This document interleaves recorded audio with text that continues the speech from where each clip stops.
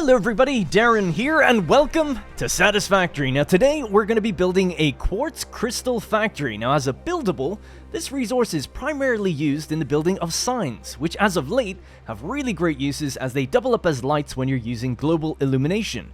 Now as a product, Quartz Crystal is used in large quantities in the creation of crystal oscillators and radio control units, which in turn are of course used for much more advanced manufacturing later down the line, but they also provide material for complex buildings like radar towers, large billboards, and even drones. There are a total of 16 raw quartz deposits on the map as of update 8, and we're going to be using the two most southern deposits to build a future-proofed factory for just quartz crystal. This means it's going to be built with the end-game technology in mind, such as Mark III miners and Mark II pipes, so we can get everything out of those deposits and easily upgrade the factory when the tech becomes available. We'll also be using an alternate recipe, pure quartz crystal, where we'll use the nearby lake to combine the raw quartz with water to get the most out of the resource we can. Now we're not going to be using silica, something that's often paired with quartz crystal, as there's other deposits nearby that are better suited to the volume and the alternate recipes that go along with silica production in the future. This is a build-along video where we do the entire build from start to finish. My save file, production documents, blueprints, and floor plans will all be available in the description for free. Now if you like that, please do consider supporting any way you can, be it a like on the video, a subscription if you haven't already, channel membership if you're feeling very generous, or sharing the video if you enjoyed it. Alright, without further delay, let's begin. Alright ladies and gentlemen, it's a new dawn, it's a new day. And I'm feeling good. Over on the right hand side of the screen we have our to-do list, which we're going to be following to a T, this time starting with something a little different, which is the outer boundary. So we're going to be building out an outer boundary, and then everything there within is going to then be removed in the clearance section. So we're going to get rid of all the existing machines, the vegetation, the gas pillars, and some of the pesky wildlife that might be getting in the way. We're going to ship them off down to that biofuel factory we set up and put them to better use. Then we're going to do out the actual architecture for the build, the floors, the walls, bridges, and towers, anything like that. And then we're going to place all the machines within it, water extraction machines and logistics. And then finally, a way to export this material with a truck delivery system, as that's kind of what I'm going with here, at least in the earlier portions of the game. Alright, so, without any further delay, let's just get into it. So we're going to be starting off just up here, just as a reference to where we are right now, roughly at about let's say 420. On the x-axis and 1300 on the y-axis. The coordinates are up in the top right of the map when you look at it. We already have a quartz production map marker here, and that's because some of the machines over there are what I've always called temporary structures, right? Open-air factories that are just making a little bit of silica and a little bit of quartz. But this is going to be a dedicated factory now, and the delineation between the two on my map markers is that I normally have these little pioneer symbols for when it's an open-air production, a sort of a makeshift temporary thing, and then I've got the actual factory symbols for when we've got something dedicated and finalized. I'm breaking my own rules slightly because we now have trucks, as you can see, moving out to these little symbols, because these are actually just extraction points. They're just where resources are gathered and brought back to bigger facilities, and they have the same color as the facility, so we know where they're going. Whew, alright, so I think we're all caught up then. So effectively, we're up here, and our next job is to remove this map marker and put down a dedicated factory marker for it. And we're just going to be doing quartz crystal. We'll make a dedicated silica factory a little bit later, and I'll talk about why that is later on. Alright, so we're going to be starting off by looking at this outcropping of like a little cliff here. And this is going to be one of our first anchor points. So of course this series is build along. So I take a little bit of time here at the beginning just to explain what we're doing, how to align things so you yourself know. But of course, my save file is always available if you need to go in there, check stuff against it yourself for placement, or just start the game from where I left off if you want. Also, blueprints are available, all that stuff's available. whatdarrenplays.com/satisfactory. No ads, no memberships required, nothing like that. It's just a link that'll take you to a Google Drive. Alrighty, so we're going to get out our foundation. And this is going to be kind of a brutalist build, so you're going to need a lot of concrete today if you're following along. So we're going to lock onto the world grid by holding control and start roughly somewhere here. Let's just latch onto that just for a moment. Now what we're going to want to do is go with something like this, but we need this to be actually raised up a little higher. So let's try that again. Holding control, but we'll look up. Yeah, like there, right? So that's a bit more raised than it was a second ago. So we'll latch onto here. And that's basically how we know we're aligned. So we're on the world grid, so it's always going to be here. But this is the height that we need. So just a little bit of a gap from the cliff to the bottom. And that's going to be our first anchor point. And from there, we can look at the floor plan documents that are also available in the description and everything, and kind of build along and build this out. So we're going to be starting here, but we're going to just raise this up to there. And we're going to get started with that. So 3 foundations on top of each other, the 4-meter variant, of course. And all the blueprints and floor plans, I should say floor plans really, because blueprints are a thing in the game, but obviously architectural floor plans are built on blueprint type paper, is what I meant. But the floor plans are north facing, right? So we're going to be always aligning ourselves and talking coordinates from a reference point of north facing. So we're going to be building out 25 by 31 to start with here.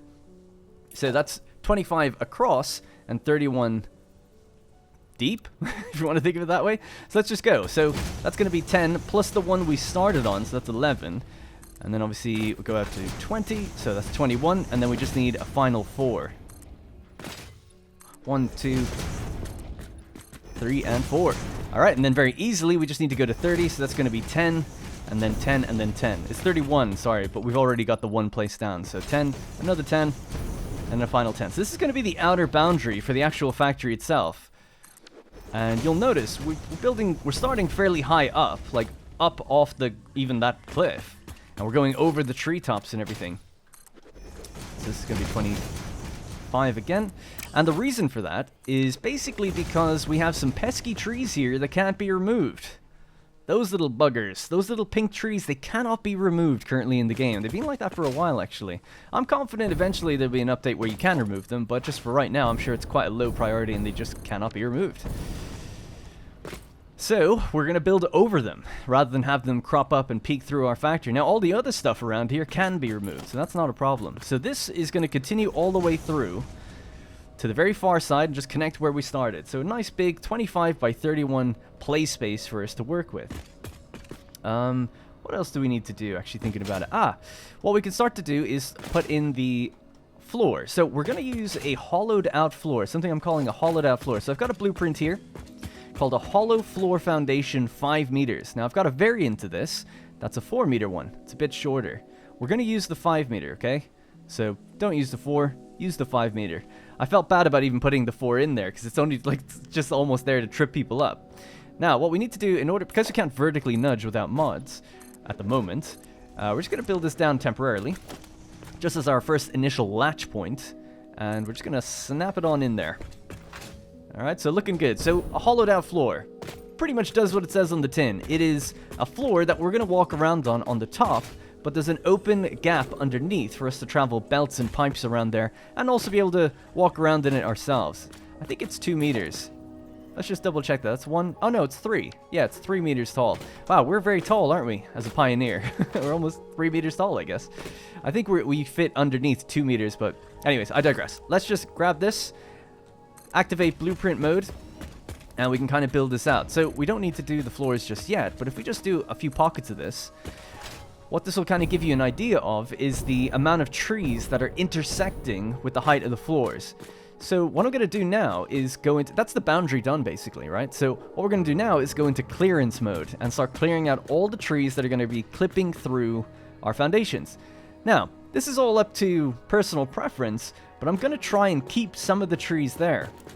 So if you break out the chainsaw and you go up to a tree and you hack away at it, a big radius around the tree gets removed. So several trees will be removed all in one go. Sometimes even small rocks and a few other things. But I'm not going to be building down here, so I'd like to kind of leave some of the lush vegetation in there, just because I think it looks nice. You don't have to do that, so you can just go wild and remove everything in here if you want, but I'm going to be a bit more methodical. So you might wonder, how do you do that? How do you get rid of just a single tree? Well, basically, if you fill up your inventory completely, and you don't have any wood, leaves, or flowers in it, then you can just hack away at a tree and just one will get removed, but you won't get the resources. So just bear that in mind. So what I'm going to do is go around hacking away at the individual trees that I think will just be removed, and then maybe do a bit wider clearance on some of these. I just thought I would explain that because some people might want to know how to do that. You know, if there's just one tree that's in the way, but you want to keep others intact, that's a nice little tip of how to get rid of just one thing. Then, I'm going to go around with the obelisks, and I'm going to blow up these gas pillars. Now, I want to do that after I remove trees and stuff and get as much of the vegetation into my inventory, because we have a biofuel factory, we can dump it there, actually make biofuel from this stuff. But if we blow it up, we don't get that stuff. So you want to kind of go around manually with the chainsaw first, then do the clearance with the bombs afterwards. And then I'm going to remove these machines. So I'm going to get to it now. Alright, our outer boundary has closed its loop, and we've removed all the machines, all the vegetation, all the wildlife that's going to intersect with or interrupt anything from this line and up. And that's because we're not actually building down here. So I decided, I'll just leave a little bit there. Little scenic nature trail if you want to walk underneath the factory. Other than some cosmetic pillars, I don't plan on building down there. But you're free to do whatever you want with it. Get creative. Build a giant concrete foundation. Alright, so the next thing on our to-do list is floors and walls. Now there's one little bit of walls / floors that I haven't done yet, which is obviously to encompass the deposits themselves. So what we're going to do is count down 8 foundations. So this is number 8 here, and get to the number 9. So starting on the 9th foundation, we'll count out 8, like so. Then we're going to count down 5, although we're already including the one I'm standing on. So this is 1, 2, 3, 4, and 5. And then we do 6, including the one we're on. So it's 1, 2, 3, 4, 5, and 6.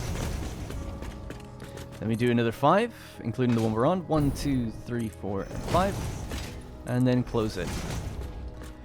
Alright, so what we also need to do is build underneath all of these, right? So the walls are going to go all the way down to any bit of ground that they can touch.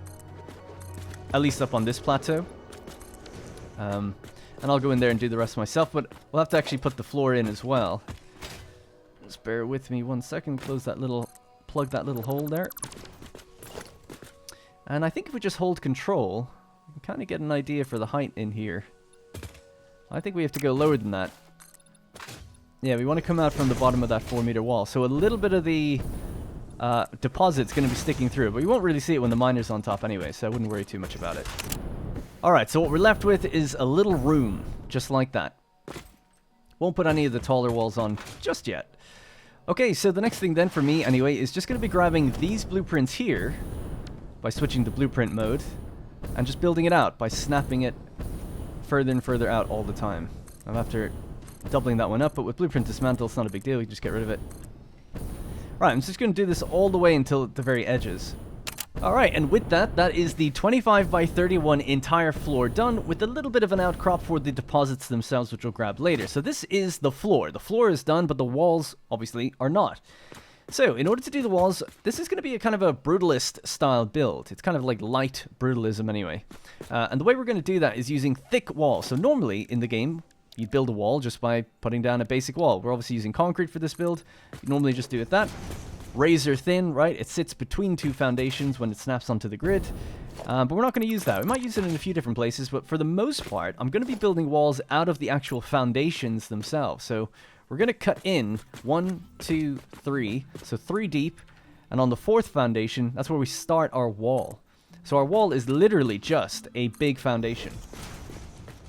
And that way we get this really nice concrete look to it. It looks a lot better than the actual basic wall, in terms of, I guess, a brutalist style. Because that looks more deliberate, it's paneled. This is literally just cement that's been filled up. So that's what we're going to go with. So like I said, 1, 2, 3, that's our gap from the edge, and that's going to be our gap all the way around, except for on the cliff side. Right, so facing in towards the cliff, there is no gap, but around the entire build, there will be a gap of 3. So that's going to be the first bit of wall we'll put down. The next one, we're going to have a gap of 2 all the way in. So there's 2 foundations over here, 2 foundations here, so we start there. Alright, so now we have an inner wall and an outer wall. So the outer wall, like I said, it's 3 foundations in from our initial 25 by 31 sort of floor foundation. Then we have our first outer wall, which wraps all the way around that, leaving a gap of 3 all the way around, except for on the west side, where it's right up against the cliff. So there's no gap, there's no walkway around this side. And that'll be clear as to why a little bit later. Then we've got a gap of 2 before we hit the next wall, and this is the inner wall. So the height is going to go up a further 7 for a total of 8 foundations in height. So 7 is there, so that's the overall height. So 8 up in total is what we're going to be dealing with. And then this just has to go across the entire way. You can do it pretty fast if you just stand on the top part of the wall and just zoop it out. 7 more times each time you do it. That does it pretty quickly anyway. Alright, there we have it. The interior wall is now done, and so is the exterior wall, at least in terms of placement. Like I said, cosmetics and stuff will come later, so it's up to a height of 8. We're gonna go up one more layer and cover the entire thing with a roof in a very similar way. So we'll just grab this, go out to 4, and then we should have a blueprint for just a 4x4 foundation. Is that 4? Looks like 3. Did I do it right? 1, 2, 3, 4. Yeah, so there we go. Lock that in. Alright, so for the little outcropping that we carved out at the beginning, this is going to be 6 height. So it doesn't need to go as high as that. You can do it if you want, I guess, but it might look a bit weird. This is just to house the miners, so it only has to come up as high as a miner rises and then have room to put a roof on top. So just to check that that's the correct height. Yep, our miner sits just underneath that. Perfect. Alright, great. Alright, and with that, our floors and walls are now completely done for the main building itself. We still now have to do the bridges and the towers, which are going to lead out to where the water extractors are. So, we'll just mark that off the to-do list. That's floors and walls done. Alright, so I'm up on the roof. I've just painted the foundation so we can kind of get a clearer distinction of how many we're counting across and stuff. So we need to count across 10 in total. So 10 to there, and then on the 11th foundation, so this one, we're going to start building out a bridge. So I'll just align myself with that. Alright, so maybe just to keep an eye on it, we'll do this just so I know that it's starting there. Alright, cool. So, yep, north facing, we're going to build out a bridge, and it's going to go over the lake. So it's going to be 12 in width. So I've actually got a new blueprint for this. It's called Hollow Floor Walkway with Lights. So, because there's no vertical nudging, we basically want this to be level with here. So we'll have to stop locking it for a moment, switch to default mode, and I'll see if I can just get that to where it needs to go. Come on, game. There we go. Alright, so I'm just going to lock this first one in, and we'll just drill down and have a look at what this looks like. So it's basically a little, well, it's a walkway. It's supposed to be a bridge that we walk along on top, but the belts and pipes are going to be traveling along from here. So pipes are going to be coming in this way because we're going to be pumping up water from the lake into our refineries. Now, because we've done this correctly, we have a hollow floor underneath the entire build at the exact same height as this. That's the idea, right? So the floor heights should be the same the whole way across. So we just need to bring pipes in and feed them over to whatever machines need it in this little space down here. Now, I haven't actually added any of these lights in there. Might make a blueprint to do that. We'll talk about that when we get to the cosmetic part of the build a little bit later, of course. We'll just cover that back up. It's all good for now. So we need to go out 12 in total. So this is obviously going to be 4.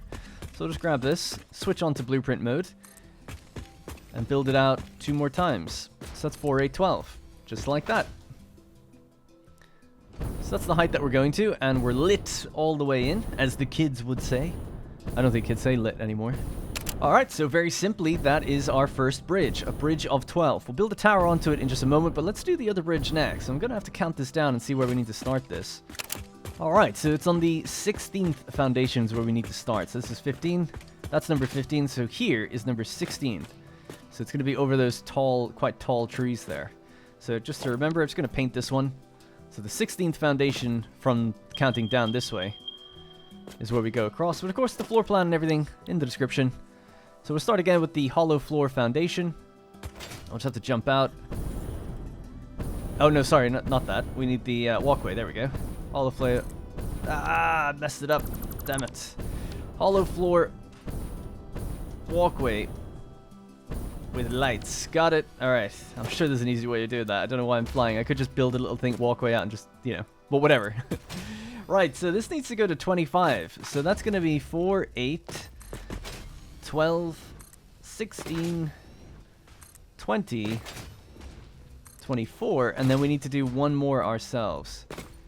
So now that the walkways are in place, we're going to place down our very own towers. I've just added a new tower blueprint to the list of blueprints, which you can go grab online, whatdarrenplays.com/satisfactory.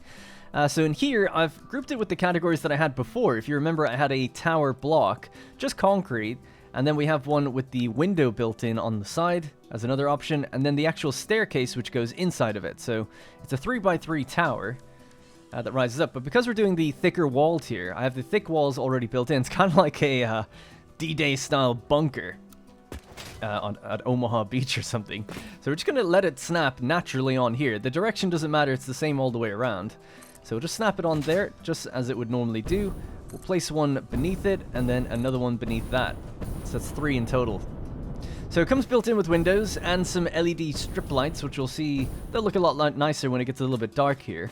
And we're going to be using that style of cosmetic along here in the future. It's not just going to be a big giant concrete rectangle, I promise. We're going to carve it out and shape it to look aesthetically pleasing in the future anyways. So let's just fall all the way down now. So this is our first tower. Wow.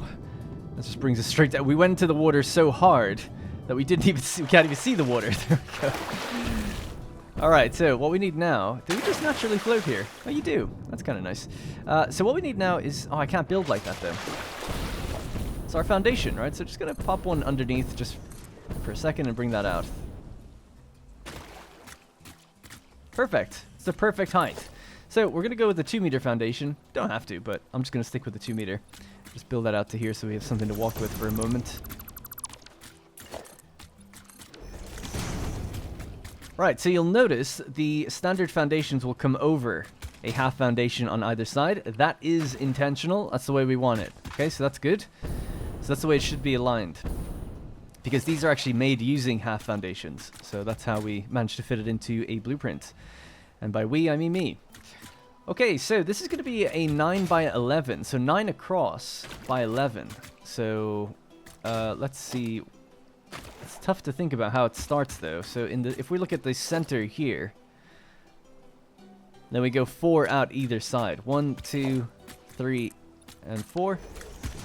So starting here again, 1, 2, 3, and 4. So that's our 9. Then we want to go 11. So conveniently, this just goes down to 10 now. Because we already have the 1 in place, and that goes down to 10 as well. And then we just close the gap. Okay, so this is where our water extractors are going to go, underneath this kind of walkway bridge here. I thought about bringing the tower down on that side for convenience, but I just thought it looked cooler if it was out further, so not everything's about being super optimal all the time, at least for me. This build is actually relatively simple in terms of the machines. It's actually the smallest build I think I'll ever be doing in terms of machine count and output. But we are using everything from the 2 resources here. But because of that, I decided to try and get a little bit more creative with the build itself. So it's maybe not the most optimal, like walking...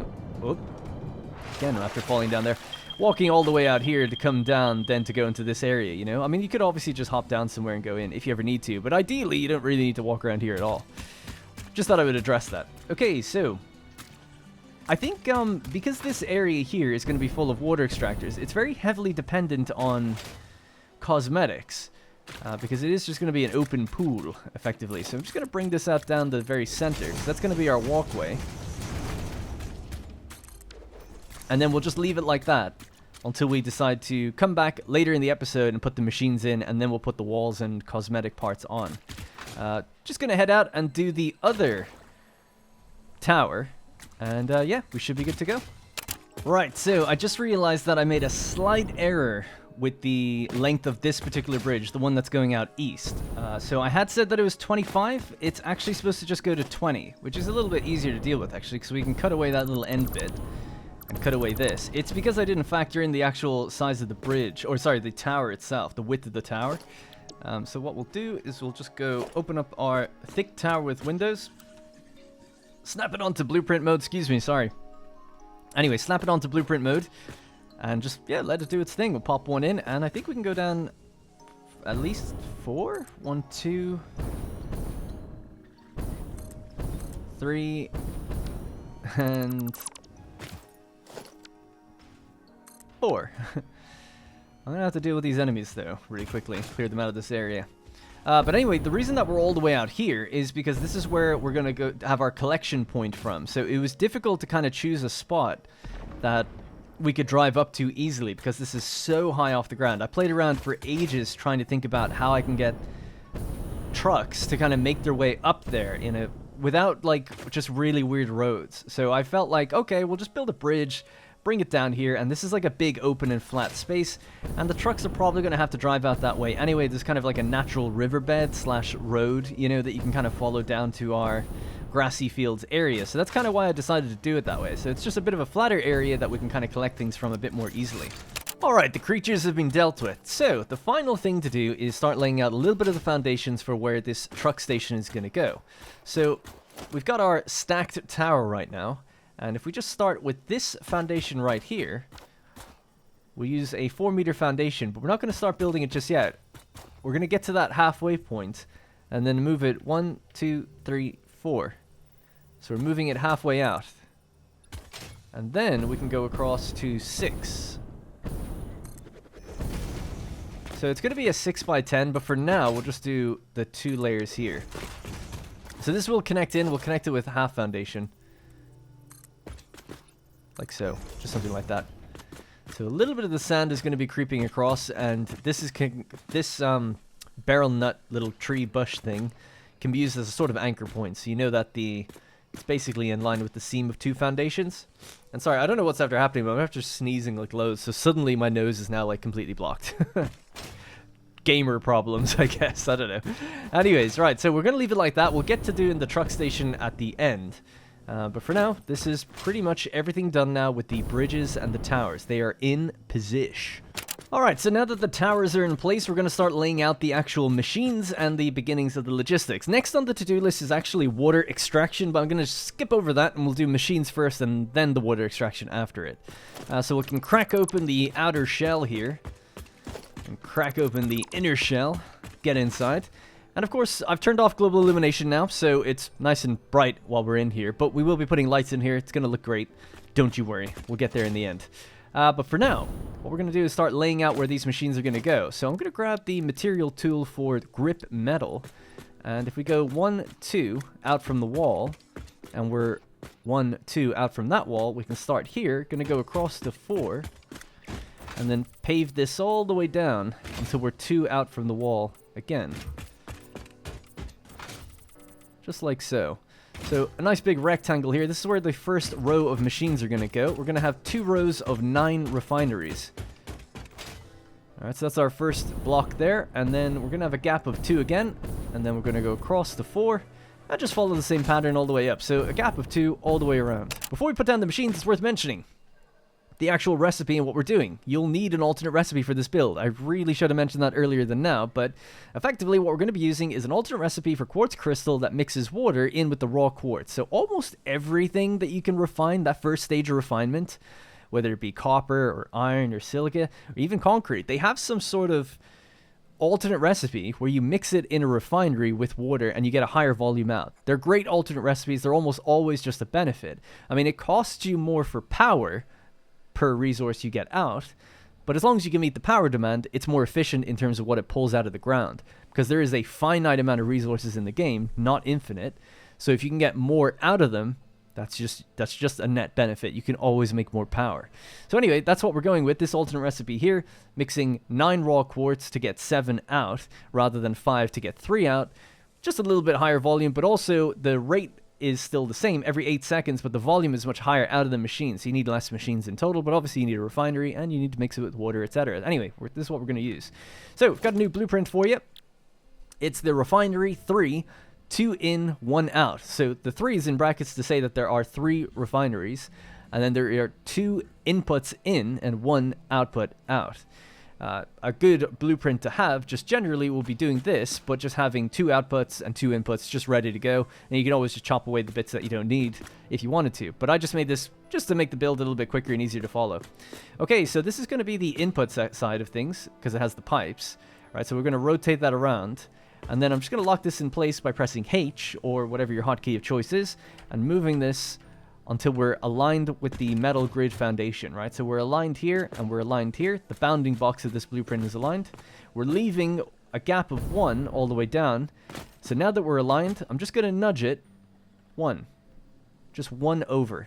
That's all. And then we can lock it in. So like I said, I've custom made this one and painted it for this factory, but I'll use this blueprint for other factories and just change the paint job before I actually get to use it. So effectively, it's just a refinery with a little sign on it that shows us the productivity rate that I'm aiming for. It's a bit of a waste, because a lot of them are just going to be 100, the majority, and maybe 1 or 2 will be underclocked for some certain number. But I just think it looks kind of aesthetically pleasing. I've never gone with one that has it as big as that. I'm using the display sign rather than the label sign. So the numbers are quite big, but I quite like it. I think it's cool. On the back side, we have the actual number of the machines. So this will be number 1, 2, and 3. People have kind of complained about me doing this in the past. Obviously, you could just modify the blueprint, take that out if you want, or just put down the machines yourself. There's only going to be 18 refineries, so there's really not that many. And in a build like this, it definitely makes sense to then just number them. For the build where I built 400 refineries, it was pretty tedious having to name and number all machines. And for what reason? Nothing. Nothing other than just looking back every now and then going, oh, that's kind of cool. So yeah, it's totally aesthetic, you know, cosmetic. Doesn't really serve any purpose, but I just like to do it. Just thought I would mention that. Anyways, alright, so we'll just latch it on. As long as we're using blueprint mode, it'll just snap on seamlessly. So we'll do that again and again.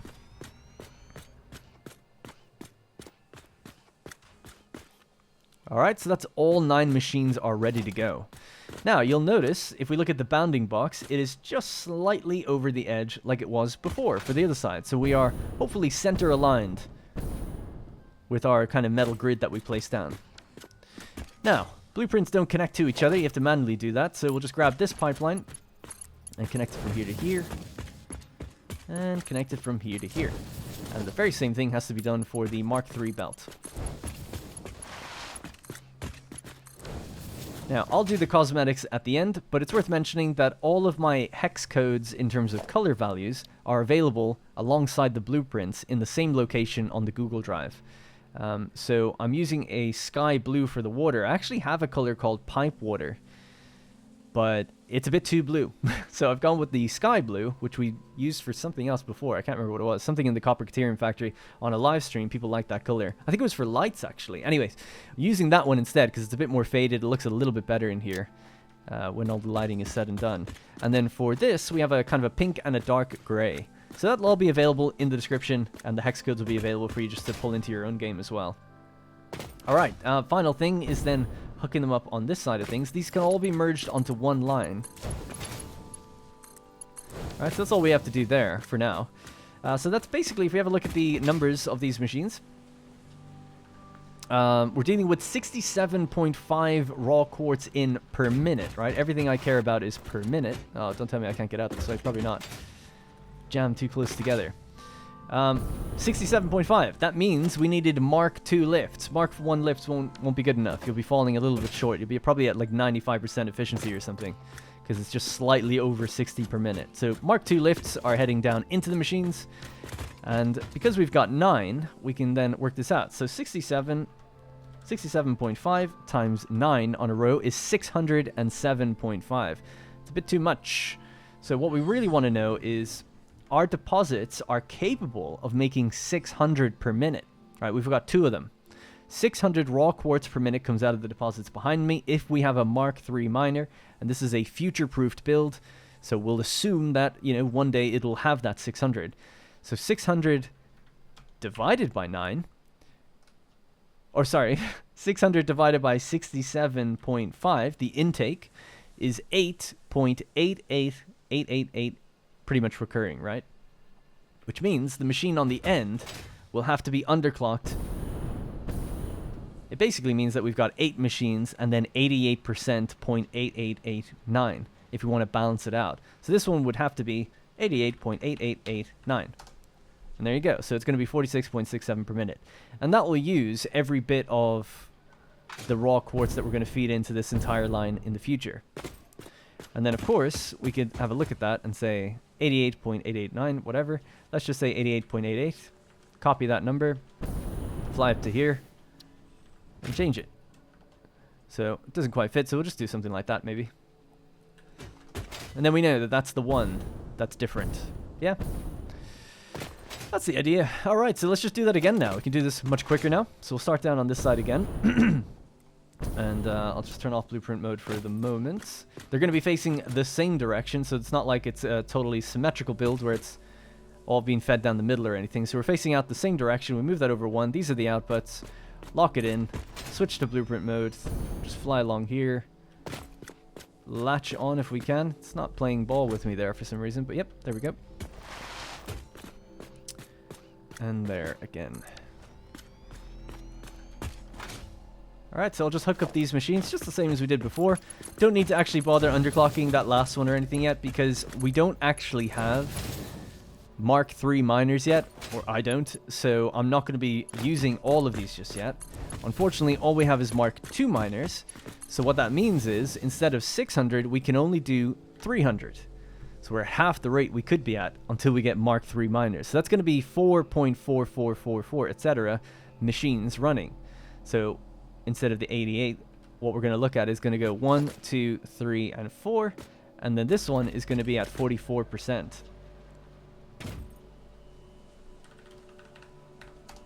So that's what we're going to be dealing with. We'll just copy that, and we'll put it onto the next machine over. So that means that that's all we can power today. So we'll cut this belt here, or a pipe, and we'll cut this belt here.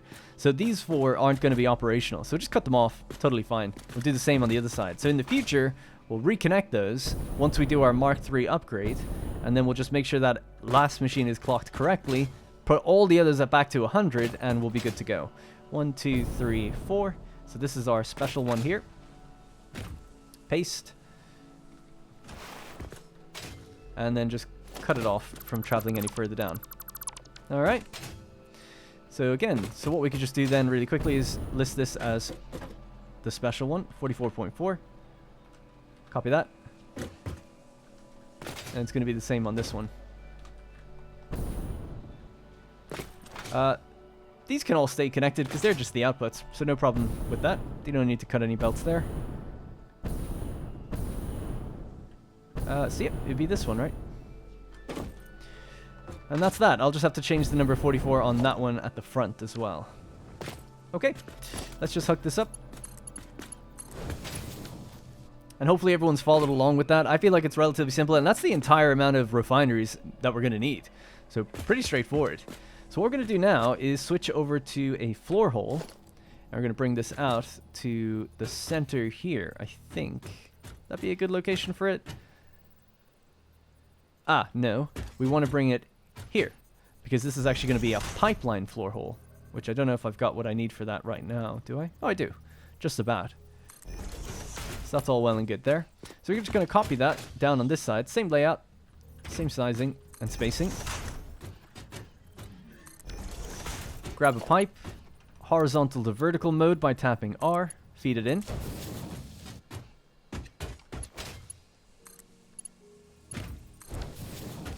What's different? Oh, I was a bit off with that. I knew something was wrong. Bonk. Good. Alright, and then finally, we'll get a lift. It'll be Mark III, because that's our best belt speed currently. We're pretty close to Mark IV, actually, but currently Mark III is still the way to go. Pop that to there.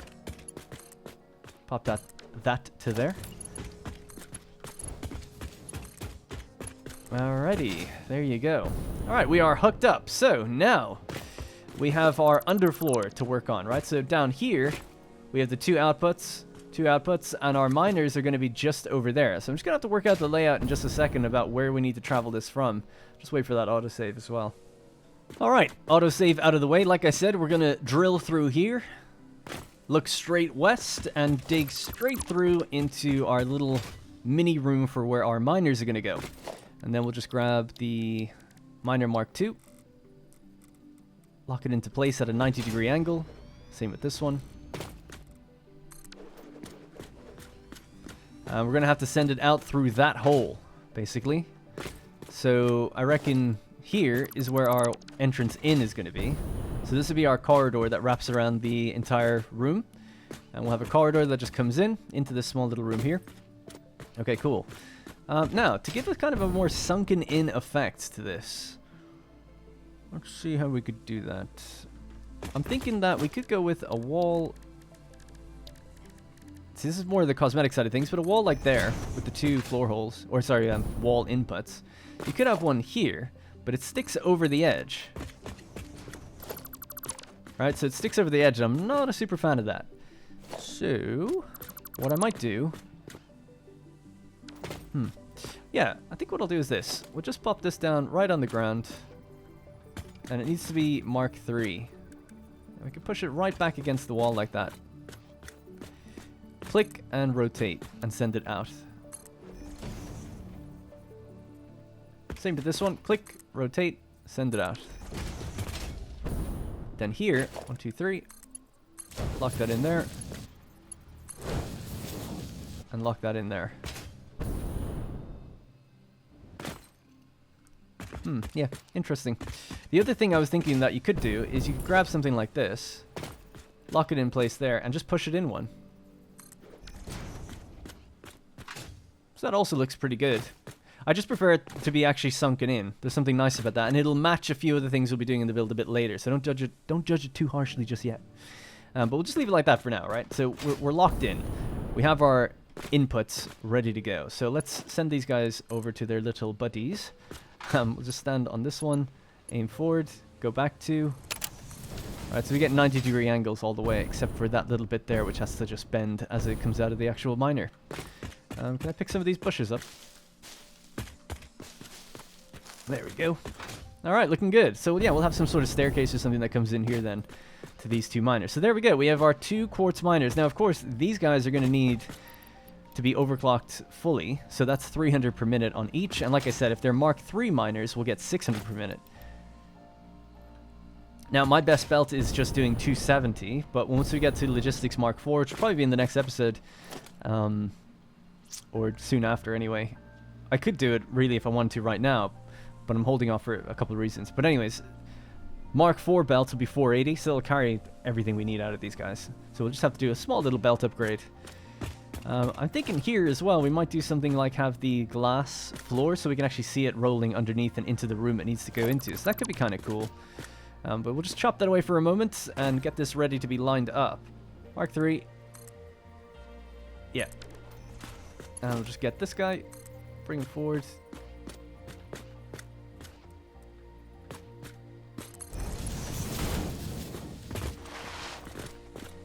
Right, so that's what we've got in this location here. Is that okay? I'm just trying to think, should this be a glass floor? And if it was, then it might look better if it's straight, but it'd be fine either way. Anyway, probably not. I feel like it's better in the corridor. Although, thinking about it, if you just wanted to know while you're in this room without running out to the corridor, it would be nice to just be able to check what's coming in. Although I guess you could see it right there. Yeah, I guess it's fine. Anyways, right, so bring this forward. So here, we'll do the same. 1, 2. And then it has to travel all the way down along into this guy. Just continue it until it gets right in front of it, and then stop doing that. Stop latching in. 1, 2. There we go. Not that it matters. You can't see this anyway, but it's just good if we're ever following these belts in the future, just to know where things came from. All right, looking good. Okay, so the pipes will be the next. Oh, that's the resource. That's the logistics done in terms of the actual input, right? The raw quartz is traveling along here, going up its belt and going into each row. That's it. One miner to one row. Simple as. I'm trying to think, is there anything wrong with doing it that way? I don't think so. Having 2 pipes traveling alongside each other like that, just like as if they were belts fitting into a conveyor hole, right? Conveyor wall hole. That seems fine to me. Right, so just grab this, and this one is going to go to the closest input. Now, they're not going to probably fit totally super nice up there just yet. We'll have to do noodle, and it'll bend just at the end, I think, before it fits in. So if this is straight, it's hard to see, but straight is there. And we're aligned, so we just move back by 2. Now, if we were to connect in, like I said, it's going to come down and then go up and in. Bit strange. Not that strange or anything, but just not super loving that. So I'm just going to bring this as close as we can to that thing, really. Maybe just the half point right before it and see what we can do with that. Does that go straight in there? No. But if we switch to noodle, it will. So it has that little curve right beforehand, but, you know, keeps our pipe mostly straight the whole time. Alright, very same thing. This one is just wrapping all the way around, and then we'll switch back to noodle. Send her in. And that's that. So yeah, we're hooked up. I actually never really talked about the water intake for these machines, so let's just have a quick look at that, seeing as we're on logistics. So it's 37.5. So what we'll have to do is have a look at, yeah, so 600 divided by the resource input of 67.5. So this is our miner divided by the intake of a machine means that we need 8.888 machines.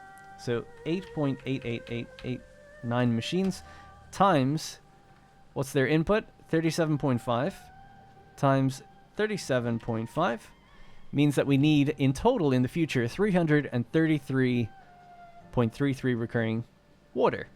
So that's pretty easy because it just means we need 3 water extractors. A water extractor makes 120, so if we have 3 of them, we'll be making 360. So we'll underclock one of those machines just to get that number. Can you actually do undo with this? You can. That's interesting. I didn't even know that. So yeah, 33.33 recurring is what we need. So that means it'll be a Mark II pipe. But right now, we only need a Mark I pipe because we've only hooked up times the water intake, 37.5, means that we need 166.6665 water, right? That's how much water per minute we need. So that's just like an extractor and a little bit. So the point is a Mark I pipe is more than enough for now, right? So we're totally good there. And the pipes here are going to just have to travel all the way out. So just grab this.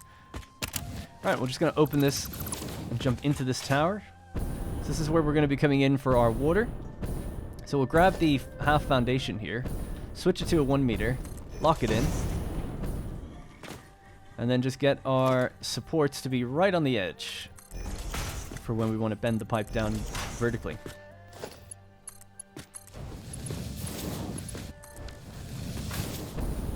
Alright, so that's pretty much ready to go. We're going to cut this open as well now. So this will be for us on our walkway. So you'll notice that this isn't high enough for us to get in. So I'm going to be deleting these windows.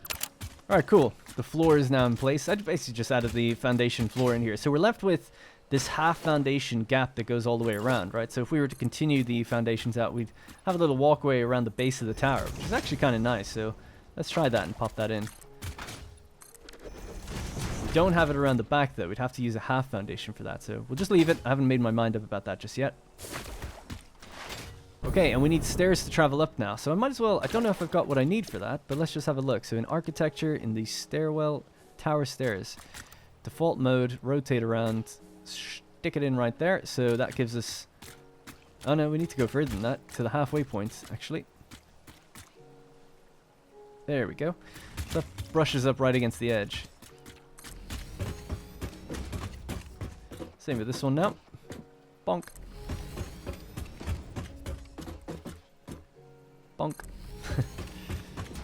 Alright, so that's going to bring us up too high, but that's okay. We'll just get rid of the bits that we don't need. So these two. Now, in order to make the walkway work, we're going to have this come in by another half foundation, I think. Yeah, so that's going to be our doorway in. And then we're going to have to come down a half foundation. So what I'll do just real quickly, just grab a standard 1 meter foundation now. Continue this out to here. So I would say this bit could be where the ramp goes down. It never looks good if you have a ramp coming down right off the doorway, I feel like. You want it to be just coming down somewhere along the walkway. I feel like typically looks a bit better. Alright, so now we can use this again.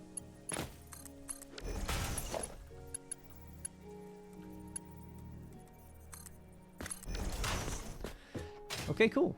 So I'm reserving this space because we're going to use it when we do the logistics for the pipes. The pipes are going to be traveling up through the center. So the outputs are going to be pretty straightforward. Standing at the edge of where the final output belt will be, in the center of the foundation, actually we'll push it to here to keep symmetry with the other side. We'll put down a floor hole. We'll do this on the same on both sides. And then we've got our Mark III lift with an input ready to go. Going to cut through the floor and have a look at what we've done. So this is what we got downstairs. So we're going to be heading over to that location there, isn't it? I'll just have to double check that. Yeah, so hopping down, that's basically our target area right over there, because that's the foundation we created and colored for our little walkway bridge. So we're going to be sending in, very similar to how we did the pipes, now we're going to be doing 2 belts instead. Alright, So that'll be our quartz crystal heading out towards where the truck station's going to be. So like I said, nothing else is going to go down here on this underfloor. So how you do this is up to you. You know, you don't have to follow like the angles that I took or the direction I took or anything. That's really not important. But I've just done some 90-degree angles as we make our way out to that location there. So not a big deal. I suppose if you want to get creative with it, you know, you can put glass floors in every now and then so that you can actually see like your resources traveling in certain places. So we'll see if we can do that in certain areas. Alright, so those are our outputs now hooked up. So we just have to hook up the actual bridge and the truck station, but we'll do that a little bit later. So we'll just say that the machines and logistics is basically done. The final logistics will come with the water extractor and the truck delivery. Alright, so next up, water extractors. So the best way to do this is if we just type in water and we have a look here, it roughly takes up 3 foundations, and you can actually kind of snap it onto the back of foundations that you're looking at to kind of help. But another way of helping align it is if we know that it's about 3 foundations across, we look at the center point here, put down a pipeline junction cross. Now if we step out and we grab a water extractor and hold control, the green line will appear and it'll snap onto that kind of axis there. So what we can do is step at the back. Hopefully, it's a little tricky actually doing it this way because we're looking at some foundations. I just want to make sure it doesn't clip across the edge. Yeah, so that seems pretty good to me. So lining up the ladder with the seam of these foundations is pretty good. We're just about touching on the edge of the back of the foundation as well. That's a pretty good distance. Alright, let's lock it in. Now, what we could do is just do that again. So instead of there, we'd lock it into here. Because you could just like snap them to each other, but I'm actually going to move it slightly. Yeah, because unfortunately it gives you a horizontal line to say it's aligned with the other thing, but it's not like, it kind of stays there even when I move forward and back. So I think here, probably good. And you can't nudge it for some reason, so that looks pretty good to me. Alright, the ladder is pretty much in line with that seam, and there's a bit of a gap between them all now. Coolaboola. Alright, so what we'll do is grab our pipeline junction cross. Now I'm going to do something a little weird. We're going to get a foundation here. I was going to say rank 1 foundation. A 1 meter foundation. Sink it down to the bottom of our 2 meters. So it's just under the water now. Bring this all the way along. We'll do the same on this side. Right, so with this foundation in place now, we're going to do something a bit weird. So get our pipeline junction cross. And we want to place it right where the edge is coming over the foundation just here. So just place it like there, whatever, it doesn't really matter. Place another one just a bit further up. Not in front of the machines, just kind of in between them. Alright, something like that. And then we'll just draw a pipeline between the two.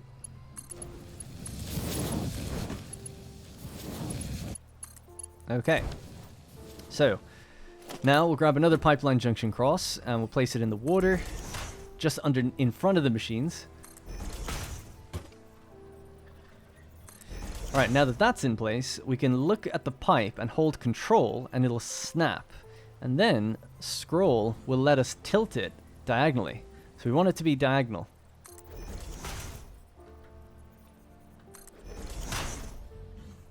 Okay. So once they're all in place now, get rid of everything that was kind of put down. Except for, obviously, the diagonal inputs.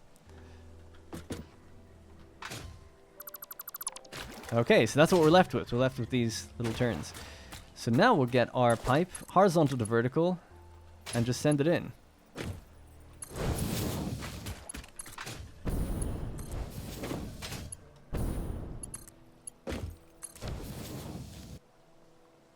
Okay, so that's what we got. The reason for that is because I couldn't really find another way to get this to come down into this in a nice way. You could have done it. Basically, we could have got a 90-degree angle, like an L shape, where it came down and went in. I just thought it looked weird coming out of here and then down. This looks much more like normal or purpose-built, I guess. The only thing I don't like is it still clips over the edge. So what I might do, maybe, I don't know if this would work, but would a barrier cover it up? No, it even creeps through the barrier a little bit. I was hoping that would cover it up a bit. Yeah, I mean, it's not a big deal, really, but it kind of is a big deal, you know? Alright, I'm getting a little ahead of myself with cosmetics, basically, but now that the water extractors are in place and they have their sort of curved pipes, I decided to go with a glass frame foundation. So previously, the idea was that you'd just be walking on the concrete down amongst it, but I just couldn't take the idea of being slightly clipping through the pipe. I know. That's just, it's called having a broken brain, I guess. So, have a little ramp here, the catwalk ramp that leads up, and then the glass frame foundation which leads over the water all the way down. Then some modern railing along the sides to keep consistency with the catwalk ramp itself. So that's what we've gone for, that's what I'm going with. Alright, so I've chopped away the entire base of the tower, but we still have our half foundation that's now creeping over so that we have this little sidewalk that we can use to get around the place. So we're going to go with a new blueprint here, and it's called the Brutalist Sunken Doorway. So we'll bring that forward towards me and just try to keep it in line with the foundations either side. So there we go.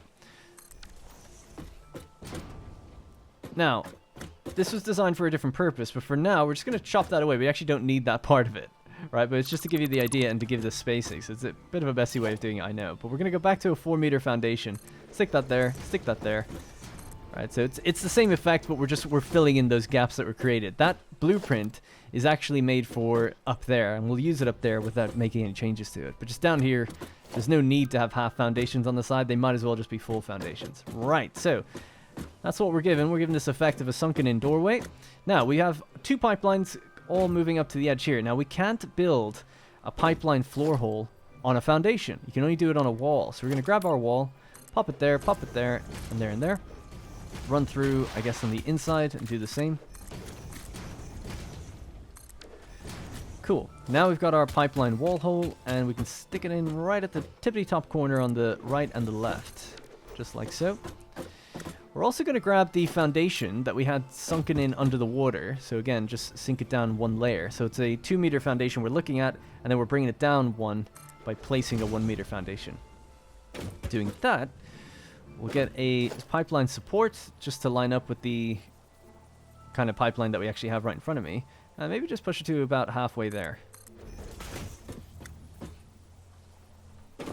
Try to do the same here. Cool. Right, so this can just connect right in, no problem. But then from here, we'll connect up like that. Rather, we'll connect here down.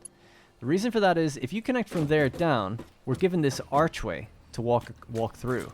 If we connect from here up, it snakes along the bottom and then up. So we want to actually purposefully start from here and then down.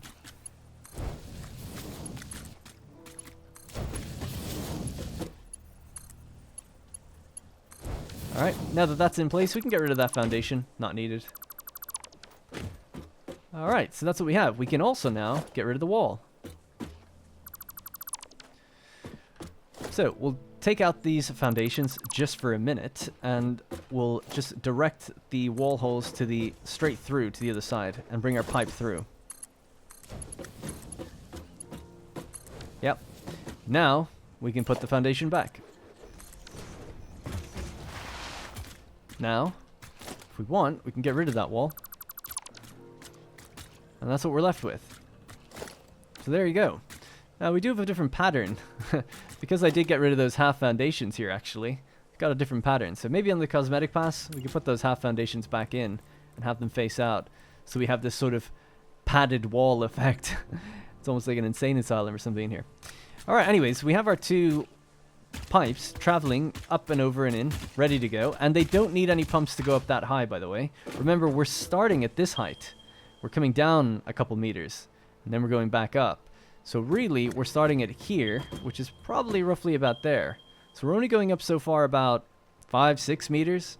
You have an initial head lift of 10 out of these machines, so we can still go up a little bit more. This is where it's going to get pretty finicky in the build, not going to lie. So we'll just use, again, a 1-meter foundation, I would say, here, right?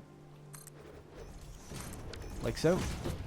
And what we want to do is aim a floor hole in the center of the foundation on the right side and on the left. Now we can get this pipe and just plug it in there. So that's what it would do if it's horizontal to vertical in that direction. What about this one? Same. Because it's not going to really feed in any better in any better way, because the angles are quite different. So that's obviously coming over way too much. That looks really weird. Okay, so what we could do maybe then is try this. What if it goes along here? And down and over.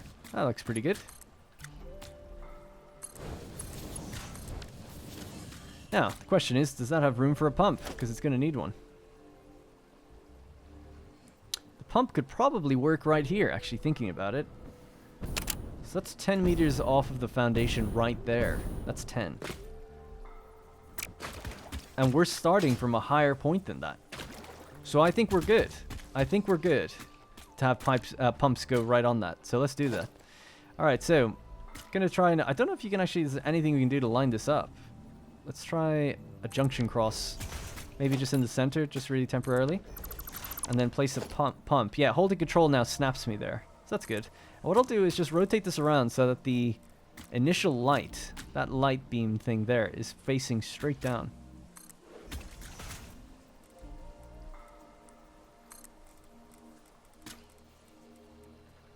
Alright, we can get rid of that middle bit now. Alright, so there we go. So that's our initial 2 pumps. Now, these have to go up to another height of 20, basically, from here. So it's going to be, let's say, 4, 8, 12, 16, 20. So it looks like we're bringing this in from here now.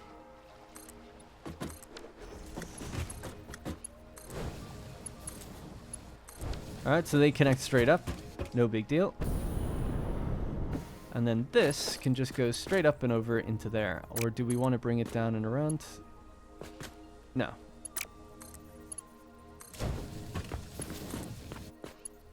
As long as we're not getting in the way of any stairs while doing that. Yeah, it seems totally fine. Okay, so now that we have the first pumps in place, it should tell us where the next ones need to go. Yeah, so right underneath there, which is perfect.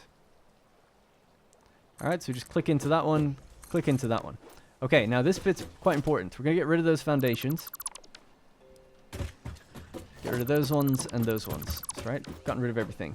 Now what we're going to do is rebuild all of our pipes. So just get rid of everything except for the pumps, because there's a bug in the game that could cause some issues for us. So there's a pipeline here. Okay, do you see it? Get rid of that. And there's one there as well. So you got to get rid of the pipeline. Don't let that trip you up. Okay, get rid of the floor holes. They're not needed. Get rid of the pipeline. Even these supports, all of this can go. So leave it at just those ones. Those are fine. So we'll start again. Horizontal to vertical. In you go. In you go. So there's a bug in the game, as we've talked about many times before on the channel, where basically pumps, after they're placed on a pipe, will break if the pipe is connected to a floor hole. So just that segment, the segment between the pump and the floor hole breaks. So you just have to rebuild it. So I'm just doing the safe thing and illustrating to everyone, let's just rebuild the whole thing, and then there won't be any problems. So there we go. So that's it. And we've also got a much cleaner look to everything. No floor hole, little junctions or whatever, right? It's just a series of pumps, and they're at the correct heights for where they need to be. And things look pretty good. Pretty happy with it anyway. A little squiggly coming out of here, but it's kind of nice because it's just 2 pipes doing, you know, it's symmetrical, I guess, at the very least. All right, so is that all actually already hooked up, right? It is. So we're already hooked up all the way through. So there should be no more issue there, but just in case, I'll just cut this one and just reconnect them. But I don't think so. It's just I'm being very overly cautious here. All right, we're good. And we're out of the way of the stairs, so we can run all the way up and not get in the way of anything. Nice. All right, so that's the water extractors. Technically all hooked up and ready to go. Just needs their power outlets and everything, of course. And then we'll just need to do the truck delivery. So let's just mark that off then. So we actually have to do the current rates for the water extractors as well. I forgot to do that in logistics. So basically, we only will ever need 6 water extractors in total to power all the machines. But if you remember, we had a look at the rates before, and currently we can only run 4.4444 machines at the moment. And the intake for water is 37.5. So that means we need total water of 166.6665 per line. So this one and this one need to be at 166. So a normal extractor makes 120. So what we can do is just basically pop this in brackets. and then say minus 120, and we're left with 46.6665. And then we can just look at this and type that in. So 46.66. It rounds up. So we'll do the same over here. Click this one and say 46.6665. No, well, I think it's actually 665. Like that, and just rounds it up. So that's all good. You can actually put the formula in there if you wanted to. So I could copy and paste this thing and just pop it in there, hit enter, and that's what it gives us. Maybe that'll be a little bit more accurate, so let's do that. Alright, cool. And these third machines, they're just turned off. So I just flicked the little button for them. Off. So these four will power on, and these will be underclocked. And it wouldn't be a big deal if you didn't do any of that and you just oversupplied the water. It'd be fine. Everything would run totally fine. But what would happen is your power line, these guys would fill up with water completely and then shut down for a little bit until that water was drained out. And then they'd power back on. That would just keep happening. So if you want to keep a consistent power line so it's not fluctuating, you set the rates to be correct. But it's not really a harm if you don't. It's just a bit less reliable to know what is and what isn't turning on and turning off in your world, if that happens, I guess. Alright, so we've pulled our belts all the way, and we've knocked on the door into our little tower here, gotten rid of the bit on top, like we said before, right? Just the same as we did on the other side. It's not going to have the windows and all that stuff in here. We'll grab a half foundation, place it there. This will be our entrance in, so similar to the other one, we can maybe do it with concrete first. Yeah. That's alright. So that's where we got to bring our belts down from. So they're coming out this way. Now a wall hole there is going to clip through the ground above it. So we can't, like a wall floor hole, a wall conveyor hole thing. So we can't really use it. So what I'll do instead is just use a big lift that comes down that way. Or actually, let's just grab this. Do what we did with the pipe, thinking about it. Get this to come down the very center. Why the F not? Without looking weird. But I guess we could just actually have the belts go down. Yeah, that's actually not too bad. Okay, cool. So yeah, the final wall. Gonna go right here.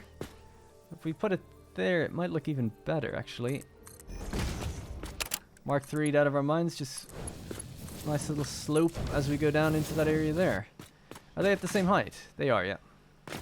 Cool. Alright, so now we gotta work on the actual truck station. And this is gonna be our doorway in.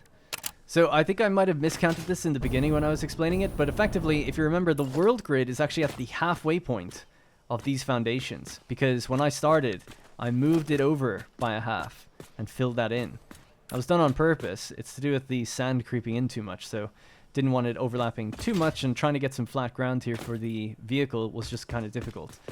So just bear that in mind, just in case you're like, oh, it's not lining up. That is normal that it's like at the halfway point. So what we need here is 1, 2, 3, 4, and 5 in the middle, and then we need another half foundation on the edges. So if you remember from the road blueprints, if you've ever seen my road blueprints before, I have a sort of concrete pathway that goes around them with then these little ramps that connect on. So that's the idea. It's keeping consistency with that style here. So we'll just do that again down here and there. This needs to come out by one more, actually.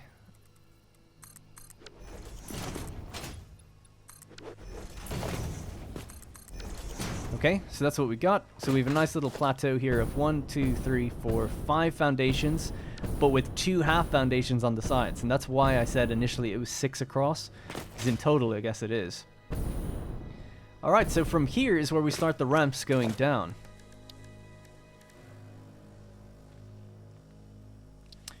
And I think we just use 2-meter ramps. Should bring us all the way down.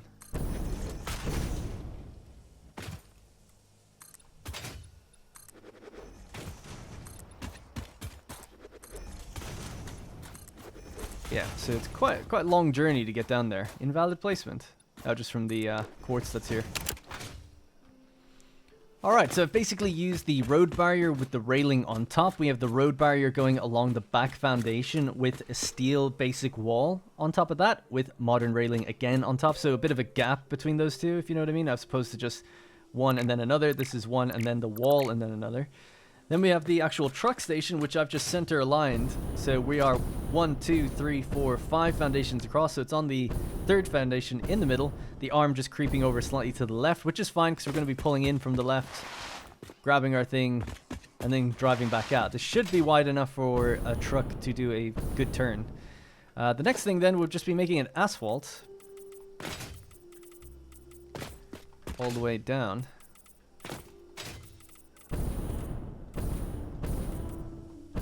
Okay, so that's our nice little ramp and road area. We'll leave the rest as concrete because that's our path area, so that's totally fine. And then we need to just send in the Quartz Crystal. It's going to come in this way, so go Mark 3. Are we lined up? Not getting any line for that. 1, 2. Yeah, because you can't use the lift, I guess we'll just let them cross over each other just a little bit. I think it'll actually be fine, because Quartz Crystal is quite small. It doesn't clip through the belt anyway. Not that it really matters, but I don't know why in my head. Obviously, they are packed right on top of each other, but in my head, for some reason, I thought you could just get a lift to do that, but I guess not. I guess not. Alright, so that's it. We'll just set this so that the trucks will... Yep, they're already going to load from it. It's as easy as that. So now we are totally hooked up top to bottom. I mean, that is truck delivery done. We obviously just have to drive the route, which we'll do later. So that's everything on the to-do list. Now we're going to have the fun bit, which is the cosmetic pass. Alright, so for the first thing, what we're going to do for the first part of cosmetics is shave away this entire part of the wall. So 2 foundations deep, or high, all the way down to the very edge. Alright, so I've activated global illumination. I had previously said to remove 2 segments of the wall. You want to remove up to 4 all the way down and across. Not all the way around, maybe leave a little bit on the eastern face of the build. But on both sides, I want to remove up to 4. And that's because I've got a blueprint here called the Brutalist Window and Wall, which comes baked in with these floors and the ceiling in it for us. I just forgot that. So if we flip this around, it's not identical on both sides. We have lights on the outside. And we have the polished floor on the inside, so you'll need a little bit of plastic, because it comes built in with that already. Alright, let's commit to it. Now, before we get a good look at it, we'll use blueprint mode. Oh, what am I out of? Silica? Excuse me. I've only got a container full of this stuff over here. And let's just continue that down.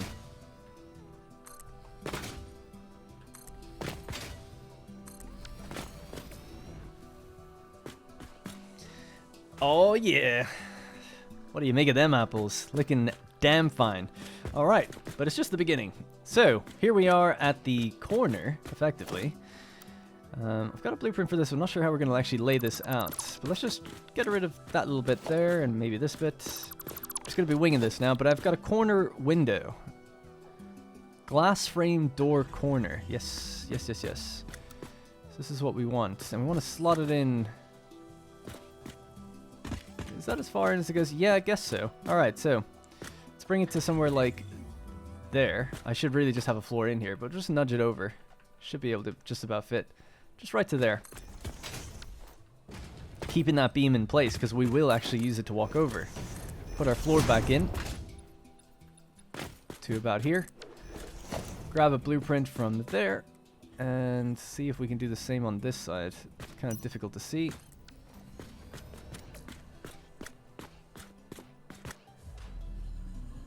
Oh yeah. Alright, we'll grab the foundation there and here. Just finish off that little corner. Alright, that's the second side done. I actually prefer this side. I've gone with 2 little small signs instead. So again, similar thing. You just build this one out. And then you can just latch one of these onto it. And then remove it and replace it. And you're done. Now, you'll have this effect where there's like missing parts of the ceiling. So what I want to do now is just grab this and just close these together. So that the height is always going to be that height in here. So just like a little roof, basically, that goes on. And it'll give a very claustrophobic feel to the corridors. But it'll look good, I think, when the lights are placed in. Alright, there we have it. So the floors have been polished and the ceilings have been brought down in line with the kind of exterior of the building. Alright, cool. So next thing is we're going to go inside the atrium. So here, so one in from the corner. Chop that away. And this is going to be our first entranceway. Then we've got the line here, same thing, right? The gap between the two metal foundations. And then finally, and symmetrically, same can be done over here. Alright, so we'll use that brutalist sunken in doorway that we used before, and this is what it was originally intended for. So I made another version actually where it comes with a light built in. So let's see if this looks any better.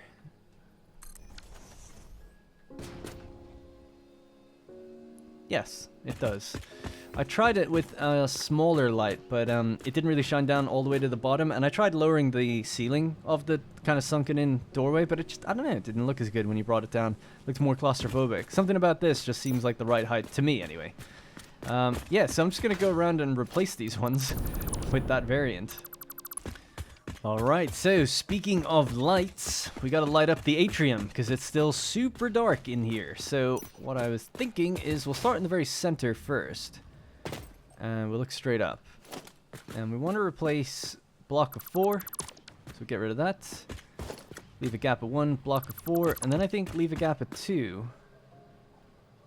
Let me just see, I'll work it out from this side as well. So block of 4, block of 4. So this is the issue, right? We're left with, could do there and there and there. We could have a block of 6. That might work out better. Alright, let's try this. So, I've got, of course, new blueprints. We have fluorescent ceiling lights. These actually use the really, really large signs that are called billboards. And they cost crystal oscillators. They cost 5 for 1, or just 1 for the smaller variant. So we're going to be using the large billboard, which means 5 for each. And we're probably going to need around 200 to 300 crystal oscillators. So I've been making some from a stream before. People wonder, like, why don't I show making those things? It's purely because it's pretty boring, right? It's just, I just build a manufacturer. I mean, we've seen it. I did it in one video. I put down a manufacturer. I put down 4 containers. I manually load them with what it needs. It feeds into the 4 inputs. And then, you know, eventually we have enough crystal oscillators or heavy modular frames or, what else did I made? I made circuit boards and, no, it's not circuit boards, high-speed connectors, those kind of things.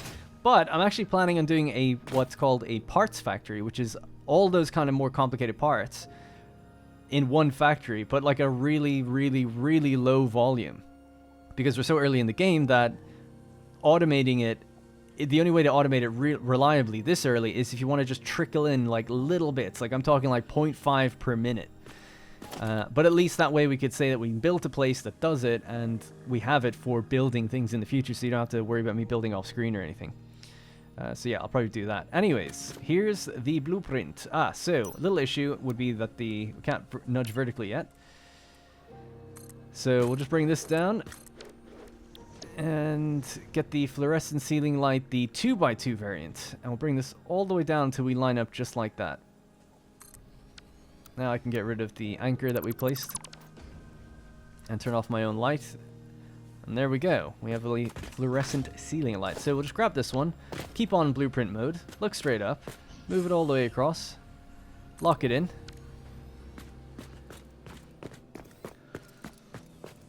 Alright, there we have it. I think that's going to be pretty much the final look for the atrium. Apart from, we just need to hang the cables down from the ceiling into each machine. But we've got our sort of blue and grey machines themselves. The refinery's doing Quartz Crystal, complemented by the same color for the actual mergers and splitters, as well as the modern railing that's going around it. We then have the pipes, which are that kind of sky blue watercolor with grey junctions. When I reload the game, this will change color. It does that after the fact. We have our numbers in place now as well. So 18 machines in total, broken across 2 rows of 9, with their appropriate production volume rates or whatever. Yeah, target production rate outlined on the outside of the machine. So only the first 5 machines in each row are going to be operational at the moment. So that's why we have a break in the logistics. And then at the end, when we do finally connect it, number 14 here will go back to 100%, and number 18 will sit at 88.8%. So yeah, that's pretty much it. We have our lighting in place and everything, our sterile fluorescent lighting that makes you want to blow your brains out. Love it. Absolutely love it. I've done all the piping and coloring down towards the water as well, so let's have a look at that. But we got to put the walls on this bad boy. But yeah, there you go. You can see the kind of same color scheme, right? We have the Dark gray with the flare of the blue for the water extractors itself, same with the modern railing. Not too happy with how the lighting's reacting to this, but I'm hoping when we put a ceiling on it, maybe it'll behave a little bit better. It's got a kind of a ghosty, foggy kind of thing going on, which is a shame. Right, so starting off with a half foundation wall all around the outside. I actually have, again, another blueprint for this. So after we put down the initial... Oh, I found a better way to use it, actually. So we can just look at the ground and move it forward into place. There we go. So we'll leave a gap there for the concrete to come down a bit further. Alright, so line it up with the foundations. There we go. Lock it in. These beans have been creeping through. Stop it! You're not allowed to do that, man. What the hell? Ugh. Gonna have to kill him. Oh, I'm out of steel. So pretty much everything we do on this side is going to be mirrored on that side, so we're just going to focus on this side for now. Alright, so it's a bit annoying to line up, but on top of the actual window, I'm going to go with the double ramp 8. So we're going to start it there. So that means getting rid of this and getting rid of this. Now, I'm actually going to start it closer to me, so we'll just go over the edge and then nudge it in. Oh, can we not nudge? Oh, hang on. Like so. Yeah, there we go. Sorry, I pressed the wrong hotkey. So there we go. Nudge it in so that it's aligned with the half foundation. So it's starting kind of off the grid, off the normal grid, I guess. Right, anyways, bring all this all the way down. It should reach all the way to the end, does it? Oh, yes. Thank you for lining up. Alright, so we're going to do this 3 times. So it's 11 across. 11 double ramps across.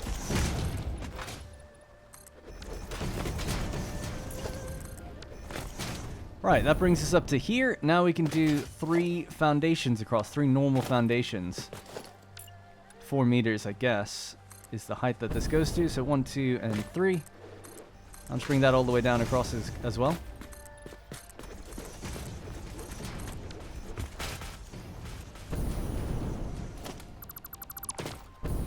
Alright, looking good.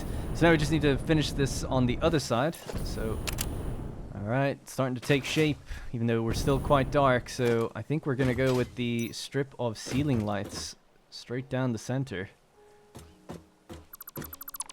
Just like we did in the other place. So this is going to be the fluorescent ceiling light 2x2, 2x1, please. Alright, so that's going to brighten up the place big time. Arguably too much. But yeah, I like it. Looks good. Still has that kind of weird glowy effect on this thing, unfortunately. I guess that's just global illumination with it, but it's alright. And I don't know if we'll be able to... Let's just try our little wall trick here. So we'll get our concrete wall. Or door. Sink it in. And then just get a wall to sit on top of it before the beam comes in. Don't come in here. Don't even think about it. No. I said no. Okay, now comes the real challenge. I'm just gonna start bricking this on up until we run into some problems and then figure out what to do with those problems. I'm thinking that we're gonna have to use the angled walls to cover up some of what's going on here. So that kind of blocks it, but you know, to keep the effect, I would say that we would just then zoop this all the way down. So that way it looks pretty good from a distance. Not bad. I could probably bring it up all the way, actually, thinking about it. Or we could even get a little crazy and maybe even put in a window here. Thinking about it. Alright, so if we fill that in, now we've got this weird clipping thing going on. But we could cover that with walls, I'm thinking. So that covers up our clipping quite nicely, actually. Because these are going to be flickering a little bit. Now, it's really not that noticeable for a lot of people, but I know it's there and I don't like it. So this will be now covered with the same sort of wall pattern. That's what I'm going to do anyway. So we see a little bit of Zed fighting then. Or you could just leave it, I guess. I've got another idea that might work, actually. So get this, bring it across. What about a pillar? The pillar is the perfect shape for that, but I was thinking more like this. Like we actually just place it along in there.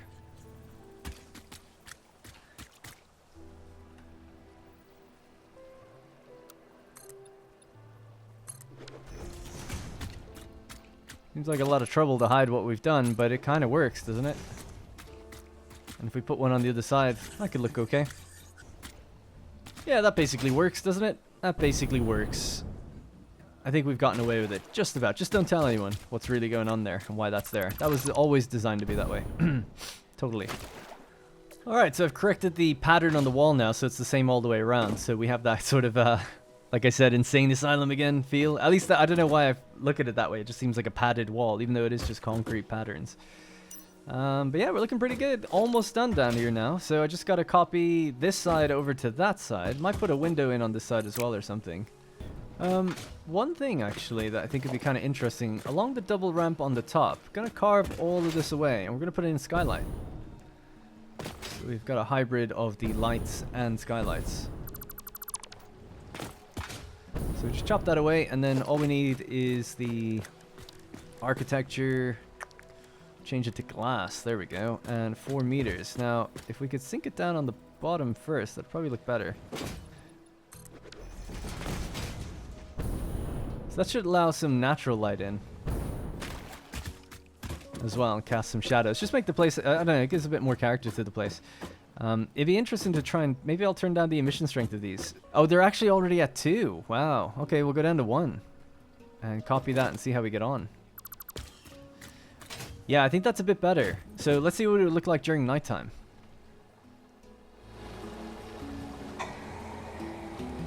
The hell was that?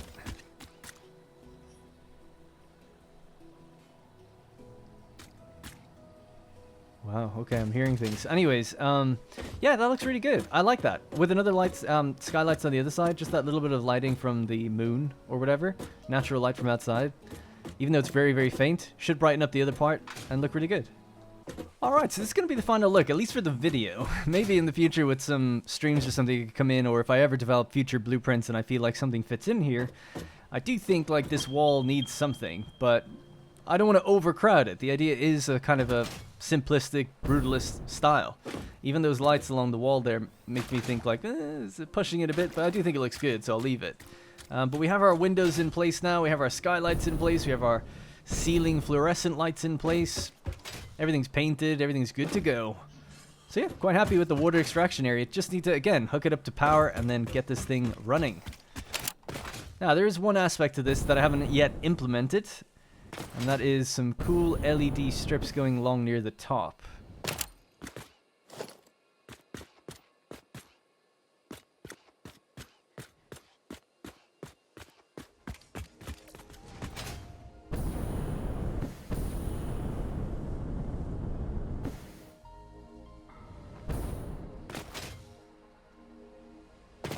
Alright, so now we have that little slanted window going on, which looks pretty decent.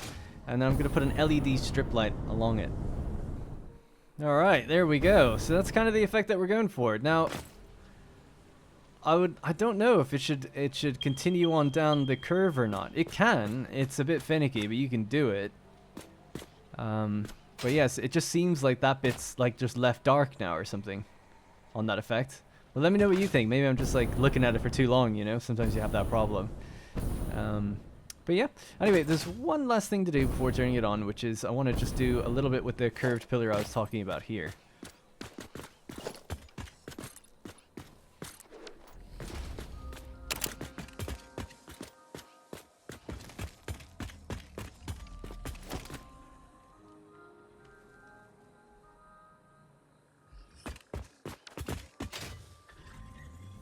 Alright, that's where we're at right now. So, there's an outer shell on the entire building, basically, which is similar to what we did down at the water extractors, which is these little ramp walls. So it's a lot of extra material, but I painted that, and it gives it a pretty nice effect, actually. It might be worth doing along here as well, just to continue that.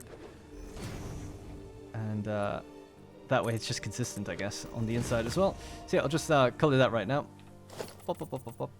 Yeah, so I haven't done the other sides, but I just thought I'd just show off. That's kind of what we've got. And so this leg, if you will, is going to be similar on the other side eventually. But I'm actually out of concrete now. I don't have to go too far to get it, but I kind of just want to get on with the build and actually like turn it on. But I feel like it might even be kind of cool just keeping it asymmetrical and Maybe pushing this further out so the doorway is just a bit smaller on that side, so it looks like it's more just on one side. I'll think about it. All right, ladies and gentlemen, here we are outside of the Quartz facility, and it's basically done. Almost everything is in position, just some cosmetics left to do, and I need to kind of tidy up some of the power as it makes its way in here. I'd like to put one breaker somewhere just so that we can turn on the water extractors first. Instead, for now, I just have a power line tied to the water extractors and then another power line tied to everything else. So, for now, we'll just turn on water first by connecting that up. So, water should now be spooling up, filling up the pipes. We can go quickly have a check of that, and then we'll run back and power on the miners. Just ideally, it's generally advisable that you fill up your pipes before you power on refineries. Just because manifold doesn't really work very well when you're using water. Alright, here we are. Power is on. Water is extracting. And hopefully... Oh, you know what I haven't done? I never hooked up the pumps. So we'll have to do that together. So I'm going to do this in a very lazy fashion. By the way, shout out to the wall outlets there. Pretty tucked away neatly behind the water extractors, but we're going to ruin that now. And I'm just going to bring this... I'm just going to bring it straight through. Screw it. Pop this here just for a moment. Power on those pumps. And then we'll have to bring this up here somewhere and just power on those other two. I forgot to color those ones as well. Man, there's always so many things, so many little issues you find when you actually power things on and run around then.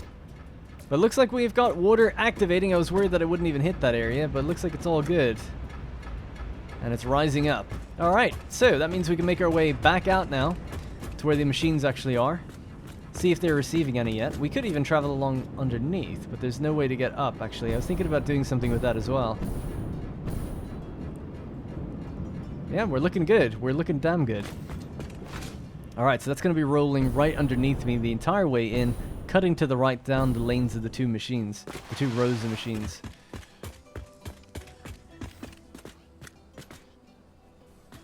I knew I had more concrete somewhere. I was thinking, what the hell? I brought like so much with me. Alright, so it's going to take a little while, but we should start to see little bits of water trickling on in. And once it starts to fill up, then we can run out and toggle on the miners. Hey! Yes, that's what we like to see. I could just hear it sloshing around beneath me, but the first bits are starting to make their way in. Hey, we are in business! Water has made it here. So yeah, just the two pumps did the job. I'll obviously have to troubleshoot it and just make sure, but it should be fine. So these won't actually receive water until they're turned on. Oh yeah. Okay, well, seeing as the pipes are basically full, that's probably a decent head start. So let's go out and just connect the last little bit. See, what you're supposed to do and what we've done in the copper facility is we've allowed the machines to turn on, but we've held the belts back with their own little belt release system. That's what that was designed for. Because if you want to prime the machines... Anyway, it's the whole thing. Let's just connect this. Right, so that's going to activate the miners and the refinery. So the refinery should now be accepting water. And the miners, their drills will just be spooling down right now. Drilling down into the ground.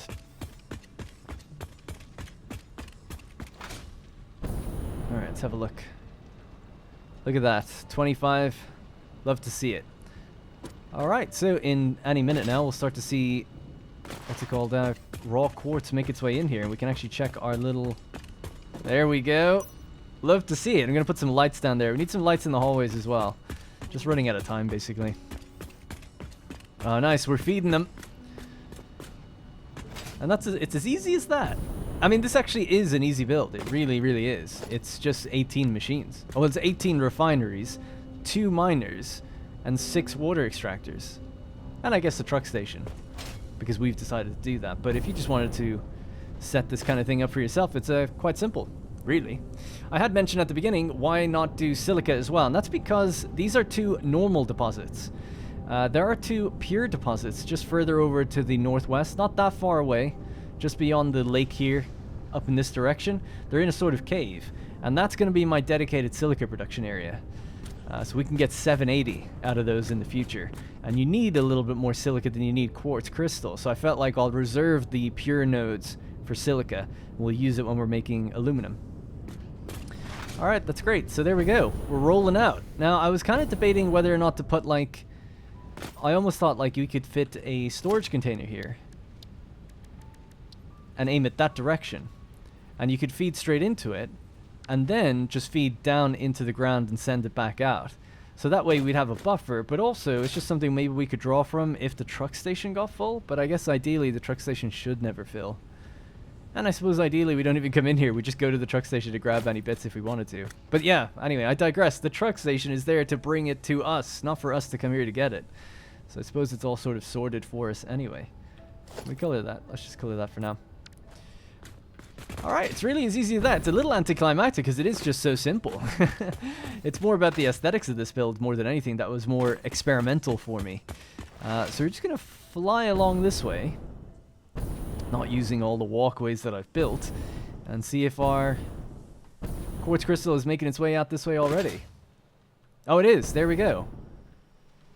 And it looks to be traveling just fine. No big major gaps that would indicate, for instance, using Mark 1 belts where we shouldn't or something like that. So that's all well and good. The other thing then would be just coloring this to be the appropriate color as we make our way down. Alright, and then they go out their little slope. Couldn't really do anything about that because of where the sand is, but it's very difficult building in this terrain. I think from my initial plans, I actually built a little bit further back, one tile back, because there was something else that wasn't lining up perfectly, and I'm like, that's more sand than I think I would have been okay with. But it's all good. It's all good. I did remember seeing a little bit creeping in there, but maybe, yeah, maybe I just come over it slightly too far or something. Alright, and it's easy as that. We're now loading up our truck station, so we would just need to drive this truck route. I'll tell you what, we'll just do it in the Explorer, seeing as it's just over there, and drive back down to base. So what I'm probably going to do for a little while is have a temporary central storage, because it's not going to be this mega central storage. It's more just down in the actual starting area that I have. Make sure I'm bringing everything together, and eventually that's going to become transport hub number 1 that receives all the goods we make in grassy fields and the surrounding regions. And that's going to then be shipped via train to other locations. So before we load up, I just need to check. Do we have room? We have got some room for a little bit.